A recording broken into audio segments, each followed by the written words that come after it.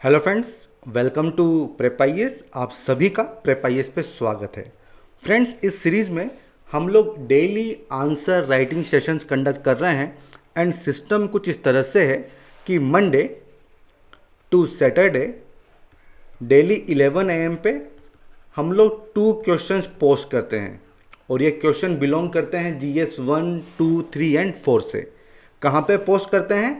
हमारे Telegram channel पे and YouTube community पे। और आपसे उम्मीद करते हैं, आपसे एक्सपेक्ट करते हैं कि आप लोग उन दोनों क्वेश्चंस को अटेम्प्ट करेंगे, जिसके बाद नाइट में हम उनका डिस्कशन करते हैं। जहाँ तक संडे की बात है तो संडे को हम लोग ऐसे राइटिंग सेशंस कंडक्ट कर रहे हैं। अब देखिए, ये जो ऐसे आप अटेम्प्ट करते हैं, जो क्वेश्चंस आप अटेम्प्ट करते हैं, तो इनको पीयर इवैल्यूएशन के लिए आप सबमिट कर सकते हैं। कहाँ पे आपको सबमिट करना है? हमारा टेलीग्राम चैनल है प्रेप आईएएस पीयर इवैल्यूएशन। ठीक है, इसका लिंक इस वीडियो के डिस्क्रिप्शन बॉक्स में आपको मिल जाएगा। ठीक है, अब देखिए, आज का जो सेशन है इसमें भी हमने 2 क्वेश्चन लिए हैं और ये दोनों क्वेश्चन बिलोंग करते हैं जीएस 2 से। एक क्वेश्चन हमने पॉलिटी से लिया है और दूसरा क्वेश्चन हमने आईआर से लिया है। ठीक है, तो 1 बाय 1 दोनों को डिस्कस करेंगे। अगर आपका कोई भी डाउट आता है तो आप कमेंट सेक्शन में लिख के मुझसे पूछ सकते हैं, मैं डेफिनेटली सबका रिप्लाई करूंगा। ठीक है, ये होता है हमारा फर्स्ट सेगमेंट। एंड इसके बाद सेकंड सेगमेंट में हम लोग क्या करते हैं, एक लर्नर की आंसर शीट डिस्कस करते हैं। उसका ऑब्जेक्टिव क्या है कि आपको पता लगे कि कौन सी मिस्टेक्स आपको नहीं करनी है, क्या एरिया ऑफ इम्प्रूवमेंट है। तो इसलिए हम लर्नर की आंसर शीट भी डिस्कस करते हैं। ठीक है, तो स्टार्ट करें सेशन को। चलिए देखिए, फर्स्ट क्वेश्चन एक 15 मार्कर है, 250 वर्ड्स में आपको इसको अटेम्प्ट करना है। और इसमें बेसिकली कॉन्स्टिट्यूशनल बॉडीज़ के ऊपर क्वेश्चन पूछा गया है। और कौन सी बॉडी है? CAG, controller and auditor general of India. देखिए, इस तरह के क्वेश्चन यूपीएससी में पूछे जाते हैं। ठीक है, अटॉर्नी जनरल पे पूछा गया है, सीएजी के ऊपर पूछा जा चुका है, इलेक्शन कमीशन बहुत इंपॉर्टेंट है। तो पर्पस क्या है कि जितनी भी कॉन्स्टिट्यूशनल बॉडीज़ हैं उनके बारे में आपको पता होना चाहिए। इसमें आप इस बॉडी को चेंज कर दो, इसकी जगह इलेक्शन कमीशन रख दो, चाहे आप अटॉर्नी जनरल रख दो, यूपीएससी रख दो। ठीक है, तो किसी पे भी क्वेश्चन पूछा जा सकता है। ठीक है, तो जो डायमेंशन है, ये सब डायमेंशन आपको हर किसी के लिए प्रिपेयर करनी होगी। इस बात का आपको आइडिया होना चाहिए। देखिए, क्वेश्चन क्या पूछा गया है? CAG is considered as one of the bulwark of democratic system in India. ठीक है, बुलवर्क माना जाता है, कड़ी मानी जाती है।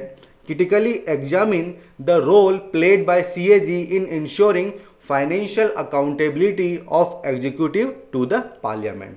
तो काफ़ी सिंपल सा क्वेश्चन है, सीएजी के बारे में आपको एक्सप्लेन करना है, उसके रोल को क्रिटिकली एग्जामिन करना है। इसका मतलब क्या हुआ? इसका मतलब आपको दोनों ही जो डायमेंशन वो बतानी होगी कि क्या इसके एडवांटेज हैं, क्या क्रूशियल रोल ये प्ले करता है और क्या लिमिटेशन है, क्या चैलेंजेस आपको देखने को मिलते हैं। ये दोनों ही आपको यहाँ पे बताना होगा।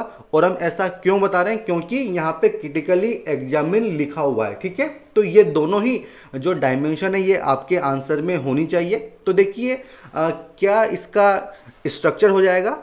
सबसे पहले आप इंट्रोड्यूस करेंगे, देन फंक्शंस बताइए, फिर क्या लिमिटेशंस है, एंड सबसे एंड में आपको कंक्लूड करना होगा। ठीक है, अब देखिए, जहाँ तक इंट्रोडक्शन की बात है तो इसको एकदम दिमाग में रख लो कि अगर कोई कॉन्स्टिट्यूशन का आर्टिकल आप सोच पा रहे हो तो उसी से आपकी शुरुआत अगर हो जाए तो उससे अच्छा कुछ भी इंट्रोडक्शन नहीं होगा पॉलिटी की, जहाँ तक बात है। ठीक है, और ये तो वैसे ही कॉन्स्टिट्यूशनल बॉडी है तो इसका आर्टिकल आपको पता होना चाहिए। सिमिलरली इलेक्शन कमीशन, इन सब का, अटॉर्नी जनरल, इन सब का आर्टिकल आपको पता होना चाहिए, उनसे आप शुरुआत कर सकते हो। ठीक है, तो वही हमने किया है, आर्टिकल 148 से हमने शुरुआत की है कि article 148 of Indian constitution provides for an independent office of CAG. ठीक है, अब देखो, CAG controller and auditor general of India, CAG, ये बेसिकली इनका काम क्या होता है? नाम से लग रहा है कि जो अकाउंट्स हैं, जो गवर्नमेंट के अकाउंट्स हैं, उनको ऑडिट करने का इनका काम है, इसीलिए सीएजी इनको कहा जाता है, head of the Indian audit and account department. ठीक है, और ये जो पूरी डिटेल है ये आपको कहाँ मिलेगी? लक्ष्मीकांत में मिल जाएगी। ठीक है, तो लक्ष्मीकांत आपको अच्छे से कवर करनी है। अब बात हो रही है कि बुलवर्क है और कौन से बुलवर्क होते हैं, जैसे कि सुप्रीम कोर्ट है, इलेक्शन कमीशन है, यूपीएससी है। क्यों? क्योंकि ये डेमोक्रेसी को स्ट्रेंथन करते हैं, डेमोक्रेसी को वाइब्रेंट बनाते हैं। अगर सीएजी नहीं होगा तो जो एग्जीक्यूटिव है वो मनमाने तरीके से पैसा खर्च करेंगे, करप्शन हो सकता है। तो उस चीज़ को चेक करने के लिए कि जो पैसा है वो प्रॉपरली उसका एक्सपेंडिचर हो रहा है कि नहीं हो रहा है, इसके लिए सीएजी बहुत इंपॉर्टेंट होती है। ठीक है, तो यही जो रोल है ना, ये अब आपको बताना होगा कि सीएजी के फंक्शंस क्या होते हैं। तो देखिए, सीएजी नाम से लग रहा है कि ऑडिट करने का काम होता है, तो वो आपको लिखना होगा कि भाई जो गवर्नमेंट के जो फाइनेंशियल अकाउंट्स होते हैं उनका ऑडिट करना इसकी मेन रिस्पॉन्सिबिलिटी होती है। ठीक है, और इसीलिए कहते हैं कि CAG helps the parliament hold their respective government accountable. देखिए, सीएजी अपनी रिपोर्ट पार्लियामेंट में रखते हैं और वहाँ पे पूरा हिसाब किताब होता है, पूरा ऑडिट होता है कि जो एग्जीक्यूटिव है, जो गवर्नमेंट है, वो किस तरह से पैसा खर्च कर रही है। ठीक है, तो ये सब डायमेंशन आपके आंसर में आनी चाहिए और यही इस क्वेश्चन की डिमांड है। बाकी देखिए, जहाँ तक कंटेंट की बात है, ये पूरा कंटेंट आपको मिलेगा लक्ष्मीकांत में, वहीं से मैंने उठाया भी है। ठीक है, तो ये सब आपको याद रखना होगा, ये सब आपको याद रखना होगा। जैसे कि कुछ इंपॉर्टेंट पॉइंट्स हैं जो आने चाहिए, जैसे कि sole authority to decide the scope. ठीक है, स्कोप क्या होगा, एक्सटेंड क्या होगा, ये इसी को डिसाइड करना होगा। देखिए, जब हम ऑडिट की बात करते हैं तो उसमें तीन चीज़ें आती हैं। एक तो होता है लीगल ऑडिट, एक होता है रेगुलेटरी, एक होता है प्रोप्राइटरी। ठीक है, लीगल प्लस रेगुलेटरी का मतलब क्या है कि जिस हेड में गवर्नमेंट ने पैसा अप्रूव किया था, क्या उस हेड में पैसा यूज हो रहा है, क्या पैसा लीगली अवेलेबल है, इस चीज़ को चेक किया जाता है लीगल प्लस रेगुलेटरी ऑडिट में। लेकिन प्रोप्राइटरी में क्या होगा, क्या जो पैसा जो आपने खर्च किया है, क्या वो सही से खर्च किया है, आपने दिमाग लगाया, विजडम का यूज आपने किया है, क्या फेथफुलनेस आपने यूज की है, क्या आपने उस पैसे को अच्छे से यूज किया है, क्या मतलब करप्शन तो नहीं हुआ है ना। तो वो होता है प्रोप्राइटरी। अब देखिए, जब लीगल प्लस रेगुलेटरी की बात होती है तो ये तो ऑब्लिगेटरी है, ये तो इनको करना ही है। बट जब बात आती है प्रोप्राइटरी की तो ये ऑब्लिगेटरी नहीं है, बल्कि डिस्क्रिशन होता है, चाहे तो कर दें चाहे तो ना करें। तो ये सारे पॉइंट ना आपके आंसर में आने चाहिए, ये सारे पॉइंट आपके आंसर में आने चाहिए। इसके अलावा देखिए, ये तीन रिपोर्ट सबमिट करते हैं प्रेसिडेंट को, जो कि फिर पार्लियामेंट में रखी जाती हैं। ये तीनों रिपोर्ट आपको बतानी होंगी। ठीक है, और जितने अच्छे तरीके से आप ये सब मेंशन करेंगे उतने ही अच्छे मार्क्स आपको मिलेंगे। सिमिलरली, जो पब्लिक अकाउंट कमेटी है, उसके लिए गाइड, फ्रेंड, फिलोसोफर की भूमिका ये जो सीएजी है ये निभाते हैं, ये भी आपने पढ़ा होगा। ठीक है, तो कंटेंट का इशू नहीं है, बस आपको पॉइंट अच्छे से लिखने होंगे, आपको स्ट्रक्चर अच्छे से बनाना होगा। अब बात आती है कि भाई लिमिटेशन क्या है। तो देखिए, सबसे पहली जो लिमिटेशन है वो ये है कि इनका काम पोस्ट फैक्टो होता है। मतलब एक बार जब पैसा खर्च हो गया उसके बाद इनका रोल सामने आता है कि क्या पैसा सही से खर्च हुआ है क्या, मतलब उसका ऑडिट करने का काम होता है। ठीक है, इसके अलावा देखिए, जो सीक्रेट सर्विस एक्सपेंडिचर हैं वो इनके परव्यू में नहीं आती हैं। एग्जीक्यूटिव ने जितना बता दिया उतना इनको मानना पड़ेगा। ठीक है, ये एक लिमिटेशन है। देन जो पीआरआई होते हैं, अर्बन लोकल बॉडीज होते हैं, तो उनमें इनको फुल अथॉरिटी नहीं मिली हुई है। अब देखो, यहाँ पे एक पॉइंट और है, CAG, controller and auditor general of India. But अगर हम इंडिया की बात करें तो यहाँ पे केवल ऑडिटिंग वाला फंक्शन ही सीएजी प्ले करता है, जबकि ब्रिटेन में C+A दोनों ही फंक्शन वो प्ले करता है। इसका मतलब क्या है, देखिए, इंडिया में ना अगर एग्जीक्यूटिव को कोई पैसा विड्रॉ करना है कंसोलिडेटेड फंड ऑफ इंडिया से, तो उनको सीएजी की परमिशन की जरूरत नहीं है, जबकि यूके में ऐसा नहीं होता है। वहां पे पहले आपको परमिशन लेनी होगी सीएजी की, तभी आप पैसा वहां से विड्रॉ कर सकते हो। इसीलिए रोल थोड़ा लिमिटेड है और ये सब इसकी लिमिटेशंस हैं। ठीक है, तो ये सब आपको यहाँ पे मेंशन करनी होगी। समझ में आ गया? तो देखिए, कंटेंट का दिक्कत नहीं है, आपको स्ट्रक्चर अच्छे से बनाना होगा। आप सबसे पहले इंट्रोड्यूस करिए, उसके बाद फंक्शंस बताओ, उसके बाद आपको लिमिटेशंस बतानी होगी, एंड सबसे एंड में आपको कंक्लूड करना होगा। ठीक है, तो देखिए, जब हम इंडिया की बात करते हैं तो इंडिया में आपको वेलफेयर की बात करनी होती है। आपको सोसाइटी के एम्पावरमेंट की बात करनी होती है, उनके अपलिफ्टमेंट की बात करनी होती है। तो जो सीएजी का रोल है वो थोड़ा हमें चेंज करना होगा, ठीक है, वो थोड़ा हमें चेंज करना होगा। CAG work should go beyond the question of whether government funds are being spent appropriately to ask whether programs policies are meeting their objectives and the needs of the society। तो हमें थोड़ा role change करने की बात है, ठीक है। हमें बेसिकली जो प्रोप्राइटरी जो फंक्शन है, जो ऑडिट है, उसकी यहाँ पे बात करनी चाहिए, तभी जो हमारे ऑब्जेक्टिव्स हैं वो हम कैटर कर पाएंगे, ठीक है। तो ये फर्स्ट क्वेश्चन यहीं पे खत्म होता है। अब हम आते हैं सेकंड क्वेश्चन की तरफ। और देखिए ये जो फर्स्ट क्वेश्चन है इसमें बेसिकली मैंने सीएजी का एग्जाम्पल लिया है, बट आपको सारी जो बॉडीज हैं उनके बारे में सेम चीज पता होनी चाहिए, क्वेश्चन पूछा जा सकता है, ठीक है। एंड सोर्स क्या है? लक्ष्मीकांत, उसको आपको नहीं छोड़ना है, आपके लिए वो बाइबल है। बढ़े आगे, चलिए। अब सेकंड क्वेश्चन ये आईआर से पूछा गया है, 15 मार्कर है, काफी अच्छा क्वेश्चन है, काफी आसान सा क्वेश्चन है, हमेशा न्यूज में रहता है। तो देखिए क्या क्वेश्चन है, प्रोटेक्शनिज्म जो संरक्षणवाद है is emerging as a trend among the developed countries like US and Europe. How can India tackle the challenge of protectionism? देखिए एकदम सिंपल सा क्वेश्चन है, स्ट्रेट फॉरवर्ड क्वेश्चन है। ये कहा गया है कि अगर हम देखें तो जो डेवलप्ड कंट्रीज हैं जैसे कि यूएसए हो गया, यूरोप हो गया, तो यहाँ पे हमें एक नया ट्रेंड देखने को मिल रहा है। और वो ट्रेंड कौन सा है? प्रोटेक्शनिज्म का, मतलब संरक्षणवाद का। तो ये बात आपको पता होनी चाहिए कि प्रोटेक्शनिज्म होता क्या है, ठीक है। और ट्रेंड की बात हो रही है तो मतलब आपको कुछ एग्जाम्पल्स देने होंगे कि भाई क्या चीज़ आपको देखने को मिली है। देन उसके फायदे बता दो, उसके नुकसान बता दो, और उसके बाद आपको बताना होगा how can India tackle, India किस तरह से इसको टैकल कर सकता है। देखिए ट्रेंड की बात हो रही है कि ट्रेंड देखने को मिल रहा है, तो इसीलिए आपको उसके पॉजिटिव उसके निगेटिव आपको बताने होंगे कि क्यों कंट्रीज उनको फॉलो कर रही है, ठीक है। तो इसकी क्या डिमांड हो जाएगी, क्या इसका स्ट्रक्चर हो जाएगा, आपके सामने है। सबसे पहले आप इंट्रोड्यूस करो, एग्जाम्पल्स बता दो, क्या एडवांटेज हैं, क्या डिसएडवांटेज हैं, क्या स्टेप्स इंडिया ले सकती है और क्या कंक्लूजन होगा, ठीक है। तो ये इसके स्ट्रक्चर के डिफरेंट पार्ट्स हैं, वन बाय वन इनको हम एड्रेस कर लेते हैं। देखिए जहाँ तक इंट्रोडक्शन की बात है तो आपको इसकी डेफिनेशन लिख दो कि भाई जो संरक्षणवाद है या फिर जो प्रोटेक्शनिज्म है ये होता क्या है। तो देखिए यूएसए, यूके, इनके काफ़ी न्यूज आइटम आपने पढ़े होंगे, भले वो H1B वीज़ा पॉलिसी हो, ठीक है, अमेरिका फर्स्ट पॉलिसी हो, ब्रिटेन ने एग्जिट मारा है यूरोपियन यूनियन से, ये सब क्या है? बेसिकली प्रोटेक्शनिज्म ही तो है, संरक्षणवादी तो है। देखिए इसमें गवर्नमेंट ऐसी पॉलिसीज बनाती हैं, ऐसे एक्शन लेती हैं जिससे जो इंटरनेशनल ट्रेड है वो उसको रेस्ट्रिक्ट कर देती है। पर्पस क्या है कि उनके जो डोमेस्टिक बिजनेस हैं, जो डोमेस्टिक जॉब्स हैं वो बची रहें, वो प्रमोट हों। और ऐसा किस तरह से होगा? जो इंपोर्ट्स हैं उन पे टैरिफ बैरियर बढ़ा दिया जाएगा ताकि उनकी जो कॉस्ट है वो काफ़ी महंगी हो जाए, या फिर उनकी क्वांटिटी को लिमिट कर दिया जाएगा ताकि जिस क्वांटिटी में रिक्वायरमेंट है उस क्वांटिटी में वो न मिले।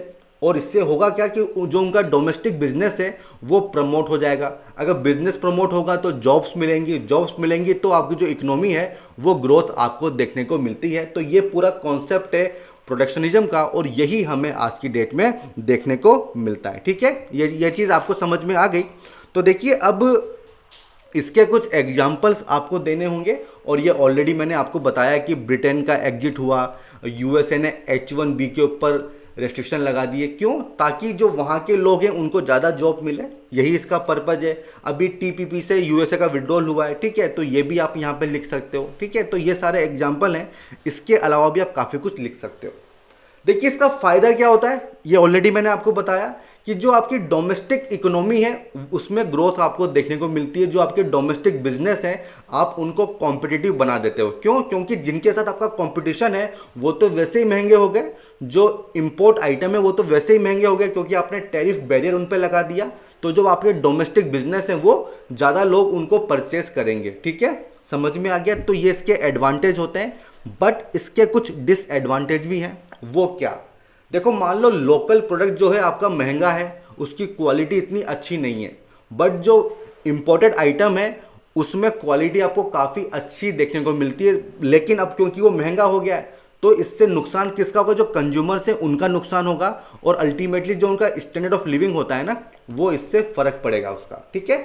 उनको ज़्यादा प्राइस पे करनी होगी उन आइटम को खरीदने के लिए, तो ये एक इशू यहाँ पे देखने को मिलता है। दूसरी बात, जिस कंट्री पे आप इसको सब्जेक्ट कर रहे हो, जैसे मान लो यूएसए ने इंडिया के प्रोडक्ट को जो है उसका टैरिफ बढ़ा दिया, तो इंडिया जो रिटेलिएट करेगा किस तरह से, वो भी टैरिफ बैरियर बढ़ा देगा। तो ये चीज़ ग्लोबल इकोनॉमी के लिए अच्छी चीज़ नहीं है, ठीक है। ये इसके डिसएडवांटेज हैं, ठीक है। तो हमने दोनों ही पहलू बता दिए कि क्या इसके एडवांटेज हैं और क्या इसके डिसएडवांटेज हैं। समझ में आ गया यहाँ तक? अब बढ़े आगे, चलिए। अब बात आती है कि भाई इंडिया को किस तरह से निपटना चाहिए। तो देखिए, इंडिया को क्या करना चाहिए, इंडिया की पावर क्या है? हमारी पावर है, जैसे फार्मास्यूटिकल कंपनीज हो गई, हम उसमें काफ़ी अच्छे हैं, आईसीटी उसमें हम काफ़ी अच्छे हैं, तो हमें इनको प्रमोट करना चाहिए, ताकि ये जो स्पेस क्रिएट हो रहा है संरक्षणवाद की वजह से, प्रोटेक्शनिज्म की वजह से, तो उसको हम फिल कर सकें। अगर हमारा प्राइवेट सेक्टर अच्छे से काम करेगा, अगर मेक इन इंडिया अच्छे से काम करेगा, आत्मनिर्भर भारत अच्छे से काम करेगा, तो हमें इसका काफ़ी फायदा होने वाला है। और क्यों नहीं होगा? क्योंकि हमारे पास अच्छा खासा डेमोग्राफिक डिविडेंड भी है, ठीक है। तो इन सब का फायदा हम यहाँ पे उठा सकते हैं, इन सब का फायदा हम उठा सकते हैं, ठीक है। जो हमारी रिटेल सर्विसेज हैं, ठीक है, उनको हमको प्रमोट करना चाहिए, ठीक है। इसको क्या बोलते हैं? कैपेबिलिटी ड्रिवन स्ट्रेटजी, ठीक है। तो काफ़ी शॉर्ट में मैंने आपको समझाया है। बेसिकली पर्पस क्या है कि आप स्ट्रक्चर समझ जाएं, कंटेंट को तो आपके पास मेरे से काफ़ी अच्छा होगा ही सही, ठीक है। बढ़े आगे। अब देखिए इसमें क्या कंक्लूजन होगा, क्या कंक्लूजन होगा। देखिए, ये जो बात होती है ना प्रोटेक्शनिज्म की, ये बेसिकली इससे आपकी इकोनॉमी जो है उस पर निगेटिव इफेक्ट होता है, उस पर निगेटिव इफेक्ट होता है। क्योंकि देखिए, ऐसा माना जाता है कि there is a broad consensus among economist that protectionism has a negative effect on economic growth and economic welfare, while free trade, reduction of trade barrier उनका पॉजिटिव इफेक्ट होता है। तो जो बात हम कह रहे हैं कि इससे इकोनॉमिक ग्रोथ होगी, वो चीज़ सही नहीं है। लॉन्ग टर्म में देखेंगे तो निगेटिव इफेक्ट आएगा किस पे? इकोनॉमिक ग्रोथ पे, ठीक है। तो वो चीज़ आप यहाँ पे कंक्लूजन में लिख सकते हो। समझ में आ गया? अब बढ़े आगे। तो अब क्या करेंगे, अब हम एक लर्नर की आंसर शीट देख लेते हैं। तो ये आपके सामने सीएजी का आंसर है और काफ़ी अच्छे से इन्होंने लिखा है, ये पूरा लक्ष्मीकांत में दिया हुआ है, ठीक है, सेम टू सेम यहाँ पे लिखा हुआ है, बट काफ़ी अच्छा है। अगर आपको याद है तो डेफिनेटली आपको लिखना चाहिए। उसके बाद उसके ड्यूटीज आपने बताई हैं, तो ये काफ़ी अच्छा आपने बताया, सारे पॉइंट्स आपने यहाँ पे लिख दिए हैं, ठीक है, सारे पॉइंट्स आपने यहाँ पे लिख दिए हैं। बट देखो क्या है ना, लिमिटेड पॉइंट्स लिखो, क्योंकि आपको 2 पार्ट डिस्कस करने हैं। तो वो मुझे ये लगा कि आपने एक पार्ट काफ़ी ज़्यादा एक्सटेंड कर दिया है। उसके बाद जो सेकंड पार्ट है कि उसकी लिमिटेशंस क्या है, वो आपने नहीं बताई हैं। केवल आपने एक चीज़ लिखी है कि उनका रोल केवल ऑडिटर जनरल का है, कंट्रोलर का नहीं है। तो देखिए, ये केवल एक डायमेंशन है, बाकी भी डायमेंशन आपको लिखनी होगी।